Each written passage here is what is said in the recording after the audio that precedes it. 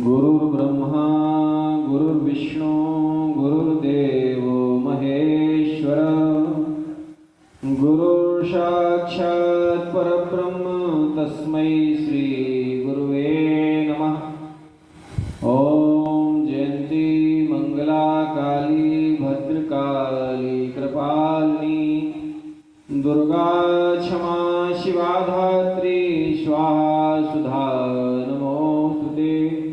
बोली धरती माता की जय, गौ माता की जय, नर्मदा मैया की जय, महानदी मैया की जय, भद्रकाली माता की जय, उपस्थित सभी माताओं की जय और उपस्थित सभी देवताओं की जय हो।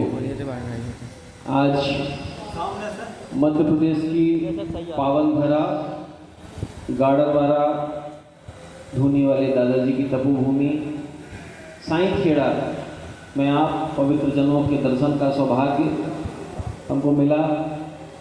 आप सब हृदय से अति पवित्र हैं और आपके अंदर जो धर्म के प्रति प्रेरणा है, निश्चित रूप से जब हमारे पुण्यों का उदय होता है, आप सब जानते हैं, तब हमारी इच्छा ईश्वरीय कार्यों में लगती है।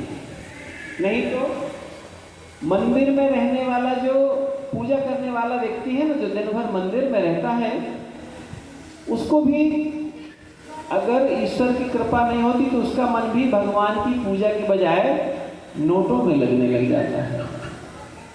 इसलिए ये आपका सौभाग्य है और आपसे भी ज़्यादा हमारा सौभाग्य है कि आप सब पवित्र जनों के दर्शन करने के लिए, देखिए हम आपके पास आए हैं, आपको कटनी नहीं आना पड़ा, हम आपके दर्शन करने के लिए आए हैं, इसलिए आप लोगों की तपस्या ज़्यादा बड़ी है। सम्मानीय विप्रदेव भार्गव जी महाराज, आप लोग उनके विचारों से, उनके कर्मकांड से, उनके जीवन से जुड़े हुए हैं। उनका पूरा परिवार हृदय से बहुत पवित्र है और समाज की हर विधा में काम करने का प्रयास करता है, जो भी अच्छे काम हैं। यहाँ पर उपस्थित प्रत्येक व्यक्ति कहीं न कहीं समाज में एक जागृत चेतना की इच्छा कर रहा है। हर व्यक्ति चाह रहा है कि मेरे द्वारा कोई अच्छा काम हो जाए, बस उसको कोई उद्देश्य याद दिलाने वाला नहीं है, उसको बताने वाला नहीं है। महाराज जी ने भी कहा कि ये ज्ञान यज्ञ है। आप जानते हैं कि यज्ञ में क्या चाहिए? यज्ञ में आहुति देनी पड़ती है। अब कोई पूछेगा कि यहाँ पर तो कोई अग्नि जल नहीं रही है, तो आहुति कैसी? यहाँ पर जो अग्नि जल रही है उसमें आपको स्वयं को समर्पित करना पड़ेगा, वही सबसे बड़ी आहुति है। क्योंकि यहाँ पर जितने लोग बैठे हैं सभी बहुत धनवान नहीं होंगे, सभी बहुत विद्वान नहीं होंगे, लेकिन धनवान और विद्वान होने से भी ज्यादा धैर्यवान और पवित्र तो हो सकते हैं। अच्छा, धैर्यवान होने के लिए क्या लगेगा? किसी वस्तु की जरूरत नहीं है, आपका धैर्य, आपका साहस, आपका संयम। पवित्र होने के लिए क्या चाहिए? पवित्र होने के लिए भी धन की आवश्यकता नहीं है। साफ सफाई के लिए तो आपको साबुन लगेगा। अपन ने बहुत पहले से सुन रखा, पढ़ रखा है कि बिन साबुन पानी बिना निर्मल करे स्वभाव। स्वभाव को पवित्र करने के लिए, निर्मल करने के लिए साबुन की, पानी की जरूरत नहीं पड़ती है। हम लोगों ने बहुत पहले से सुन रखा है, पढ़ रखा है। फिर ऐसा क्या लगता है पवित्रता के लिए? पवित्रता के लिए लगता है आपका हृदय, आपका समर्पण, आपकी इच्छा शक्ति। जैसे जब आप अपने बच्चे को विद्यालय भेजते हैं तो आपके मन में एक बात आती है कि मेरा बच्चा सबसे होशियार बन जाए। होशियार बनने का क्या है? ये मेरी बात मान जाए, ये माता पिता का सम्मान करे। ये जब हम घर में गौ माता को रोटी देते हैं तो मना ना करे, पूछे ना कि गाय को रोटी क्यों दे रहे हो, वो ये बोले कि एक रोटी क्यों दे रहे हो, एक रोटी और दो। ऐसा संस्कार जब उसके अंदर जीवित हो जाएगा, और विश्वास मानिए आप माताएं ही हैं जो जगत जननी कहलाती हैं, और आप माताओं के द्वारा ही गौ माता की रक्षा बहुत अच्छे से हो सकती है। आज आप जानते हैं अनुराग जी के द्वारा गौ माता के उत्थान के लिए, गौ माता के संरक्षण के लिए बहुत अच्छे अच्छे प्रयास किए जा रहे हैं। हमारे पास सूचना आई कि गौ सम्मान आवाहन से भी जो हैं लोग आए हुए हैं। क्योंकि हम परिचित नहीं थे इसलिए हमने किसी को परेशान नहीं किया। अभी हमारे पास भदौरिया जी आए थे आश्रम में, उनने हमारे पास में मैसेज भेजा कि महाराज जी गौ सम्मान आवाहन की टीम जो है साईं खेड़ा पहुंच रही है, तो हस्ताक्षर अभियान होना चाहिए। गौ माता की रक्षा के लिए हम तो ये कहते हैं कि अगर सामान्य दृष्टि में कोई एक दूसरे का शत्रु भी है, और यदि गाय को बचाने के लिए, गौ माता को बचाने के लिए उन शत्रुओं को एक साथ खड़े होकर के गाय की रक्षा करनी पड़े तो करनी चाहिए, ऐसा हमारा चिंतन है। क्योंकि बचेगा कौन? हमारा इष्ट बचेगा, हमारी गौ माता बचेगी, और जब हमारी गौ माता बचेगी तब हमारी खेती बचेगी, जब हमारी खेती बचेगी जब हमारा किसान बचेगा, जब हमारा किसान बचेगा तो हमारे बच्चे समृद्ध होंगे, हमारे बच्चे समृद्ध होंगे तो राष्ट्र समृद्ध होगा, और राष्ट्र समृद्ध होगा तो देश में, हमारी दुनिया में हमारे भारत का सम्मान होगा। और हम चाहते क्या हैं? हम यही चाहते हैं कि हमारे देश का सम्मान हो, हमारे बच्चे जहां जाएं। आप थोड़ा विचार करिए, क्योंकि हमने पंडित जी से निवेदन किया था कि हम प्रयास करते हैं कि ना बोलना पड़े, लेकिन चूंकि पंडित जी का विशेष आग्रह था और हमने संसार को ही गुरु माना है, तो हम तो सबको ऐसा स्वीकार करते हैं कि गुरु का आदेश है। हमारे लिए जड़ हो या चेतन हो, ये जो मिट्टी है, आपको मालूम है ना, भगवान कृष्ण ने मिट्टी खाई और जब उनका मुंह खोला गया उसमें ब्रह्मांड के दर्शन हुए। ऐसा क्या था? मतलब ये मिट्टी सामान्य नहीं है। हम लोग जिस मिट्टी के ऊपर चलते हैं, जब हम लोग सुबह उठते हैं ना, तो सबसे पहले प्रार्थना करते हैं, हे धरती माता, मैं आप पर चल चलकर अपने शरीर का बोझ दे रहा हूं, मुझे क्षमा करना। और कोई विकल्प नहीं है ना हमारे पास में, लेकिन धरती माता कहती है तुम निश्चिंत रहो, बस तुम सही मार्ग पर चलो। अगर तुम सही मार्ग पर चलते हो, किस तरीके से धरती माता किस तरीके से बोल रही मालूम है? जैसे माँ, ये हमारी माताओं की संख्या वैसे भी धर्म कार्य में ज्यादा रहती है, तो हमारी माँ जब बच्चा मल मूत्र से लिपटा हुआ रहता है तो उसको गोद में आने से मना नहीं करती हैं। कभी मना करती हैं क्या?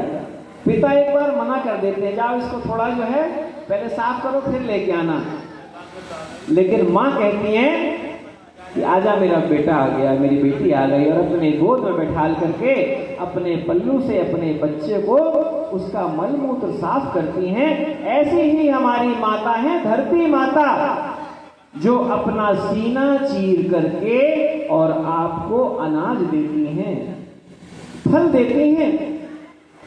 कभी आपने विचार किया ये अनाज और फल क्या है? आपने रामलीला देखा होगा, किसने किसने रामलीला देखा? थोड़ा हाथ उठाएं।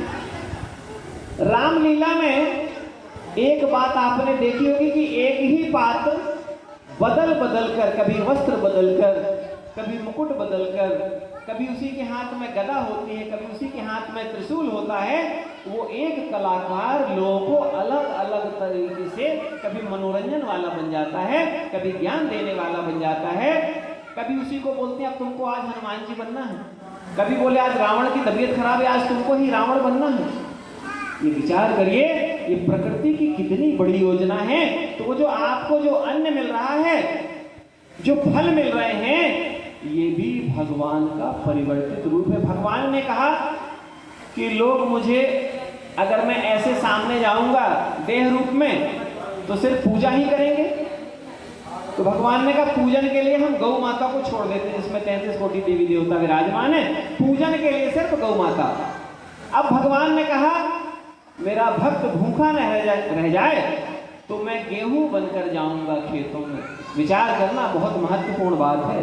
अभी हमारे पंडित जी ने एक बात कही कि सुनने वाले को लगता है कि 1 मिनट में, 1 दिन में, 2 दिन में अपनी बात कह गए, लेकिन जो लोग अपनी बातों को कह गए, उन्होंने अपने जीवन में उसको समझा है, जिया है, उतारा है, तब वो आपके सामने किसी बात को कह पाने का सामर्थ्य रखते हैं। तो भगवान को लगा कि जब मेरे बच्चों को भूख लगेगी, तो जैसे माँ कहती है कि आज मेरा बच्चा क्या खाएगा, तो बच्चा कहता आज मुझे मिठाई खानी है, तो माँ तुरंत गौ माता का दूध दुह के लाती हैं और जाकर के उसका खोवा बनाती है, उसमें थोड़ा चीनी डाल करके और कहती है लो बच्चे मिठाई बन गई। लेकिन भगवान के पास में ना तो इतना समय है, ना वो आपके पास में आपकी दृष्टि के अनुरूप दिखाई दे सकते, क्योंकि आज 8 अरब लोग हैं। 8 अरब लोगों के पास में अगर हमारे आपके जैसे दृष्टि डालनी पड़ी भगवान को, तो संख्या डबल करनी पड़ेगी। तो उन्होंने कहा मैं अपने बच्चों के लिए केला भी बनूंगा, मैं अपने बच्चों के लिए किसी भी तरह का खट्टा मीठा फल भी बनूंगा, मैं अपने बच्चों के लिए अनाज भी बनूंगा, मैं अपने बच्चों के लिए वृक्ष भी बनूंगा। और भगवान ने सृष्टि में आकर के विभिन्न रूपों में अपने आप को परोसा है। आप हमारे हाथ में शंख देख रहे हैं, ये शंख क्या है? ये भी भगवान का ही स्वरूप है, प्रकृति का प्रत्यक्ष निर्माण। हमारे आपके निर्माण में तो माता पिता की जरूरत पड़ती है, लेकिन वृक्ष के निर्माण में जो बीज बनाने वाला है, वो बीज बनाने वाला स्वयं परमात्मा है। आप तो बाजार से बीज खरीद के लाते हैं ना। थोड़ा विचार करिए आज कि जब आप धान का बीज खरीदने जाते हैं, गेहूं का बीज खरीदने जाते हैं और दुकानदार से बोलते हैं कि मुझे सबसे अच्छा बीज चाहिए, विचार करिए, सवाल करिए ये पहला बीज कब कहां से आया? ठीक है ना। लोग हंसी मजाक के लिए बोल देते हैं पहले मुर्गी आई कि पहले अंडा आया, बताओ, ऐसा बोलते हैं लोग। लेकिन असली बात है हमको समझनी पड़ेगी कि जब भगवान ने सृष्टि का निर्माण किया तो भगवान को लगा कि अब मेरे बच्चों की आवश्यकताएं बढ़ेगी।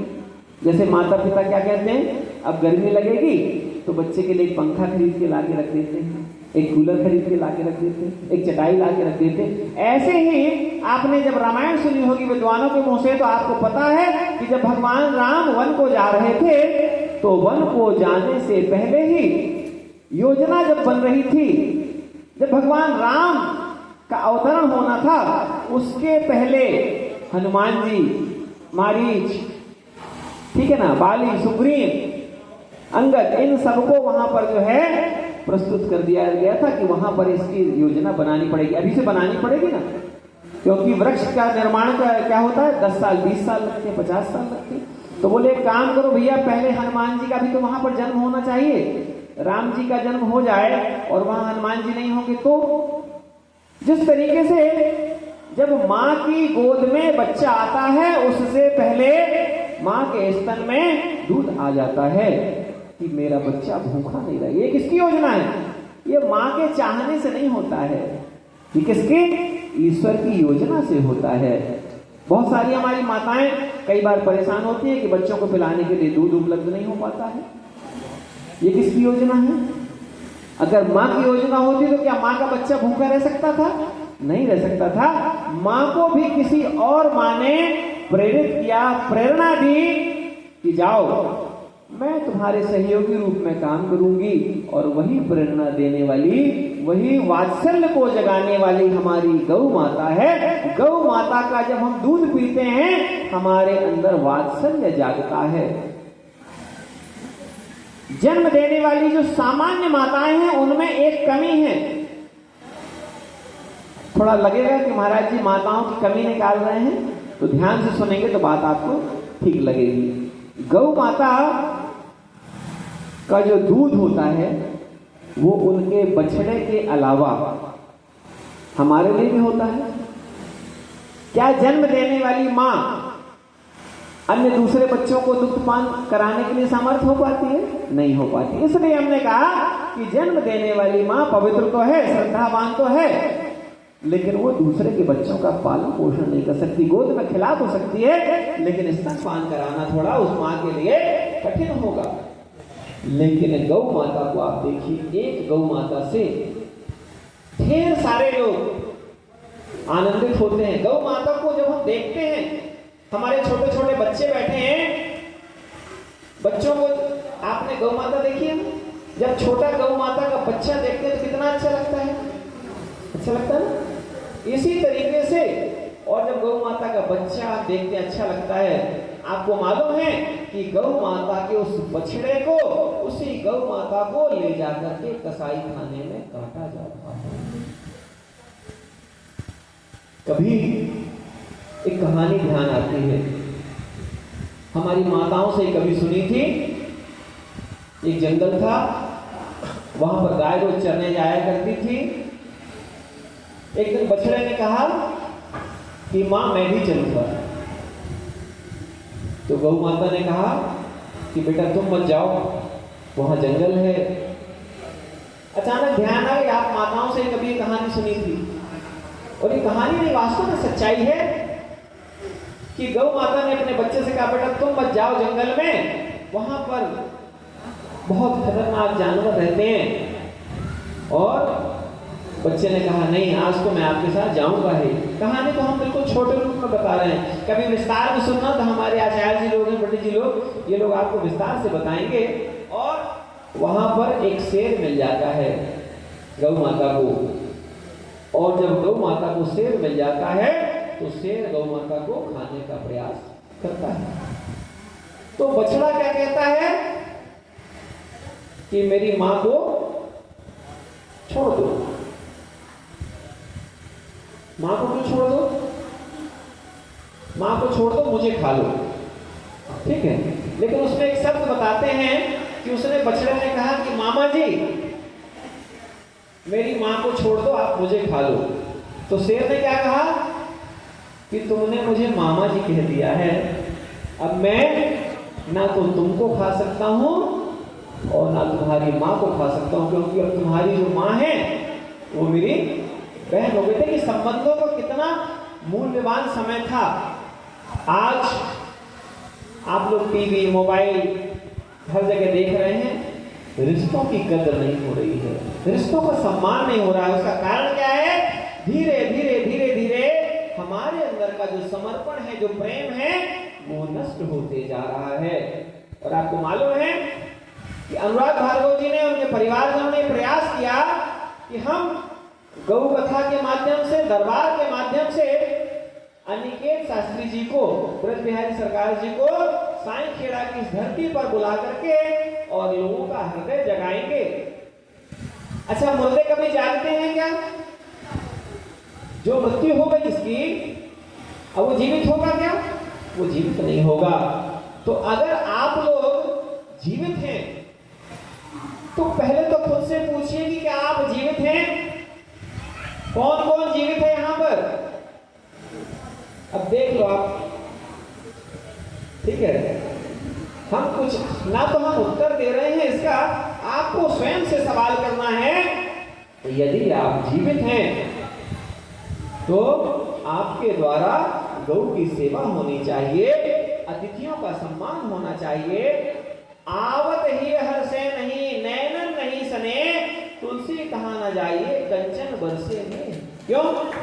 जब आपके घर में कोई आता है और आपके पास में कुछ भी नहीं है, लेकिन आपने धरती को ऐसे पोंछ दिया थोड़ा और बोला महाराज जी आइए बैठिए, क्या लगा? कुछ लगा क्या? कुछ नहीं लगा। आपके घर में कुछ भी नहीं है, कुछ भी नहीं है, आपने जल ला करके, और किसी को भी, चाहे वो त्यागी जी आए हो, चाहे ब्रज बिहारी जी आए हो, चाहे हमारे भार्गव जी आए हों, चाहे अन्य आप लोग भी किसी के घर गए हों, किसी से वस्तुओं की अपेक्षा मत करिए। जब आप किसी के घर जाते हैं तो अपेक्षाएं हम लोगों की जुड़ जाती हैं। अपेक्षा किसी से नहीं और उपेक्षा भी किसी की नहीं। किसी से जाके बताएं नहीं कि हम गए उसके यहाँ, उसने हमारा स्वागत नहीं किया, हमको अच्छा खिलाया पिलाया नहीं, क्योंकि आपके मन में सबके प्रति श्रद्धा होनी चाहिए। आपको मालूम है कि दुर्योधन के घर में भगवान ने जो है मेवा त्याग दिया। दुर्योधन घर मेवा त्यागे, साग विदुर घर खाए। आप लोग तो कथाओं में जाने वाले सब लोग हैं, है ना। हम लोग कथावाचक तो नहीं हैं, लेकिन हम लोग जो देखते हैं, आप जैसी माताओं से ही हमारा जन्म हुआ है, आप जैसी माताओं से ही हमको अच्छे संस्कार मिले हैं, और आप जैसी माताओं के कारण ही हम कुछ बोल पाने में, कुछ अच्छा कर पाने में सामर्थ्य है। महाराज जी ने अभी त्यागी जी के बारे में बहुत सारी बातें बताई। वो त्यागी जी का जन्म कैसे हुआ, आप जैसे अच्छे पिता मिले होंगे, आप जैसी अच्छी माताएं मिली होंगी, आप जैसे अच्छे संस्कारवान बुजुर्ग मिले होंगे, आप जैसे अच्छे पड़ोसी मिले होंगे, तब कहीं जाकर के एक संस्कारवान व्यक्ति का जन्म होता है, किसी का जन्म। एक और बात हम निवेदन करना चाहते हैं, हमको जब कोई माइक पकड़ाता तो पहले तो हम माइक पकड़ते नहीं, और फिर कोई मांगता है तो हम जल्दी उसको देते नहीं। क्यों नहीं देते हैं मालूम है? उसने हम पर एक जिम्मेदारी सौंपी है।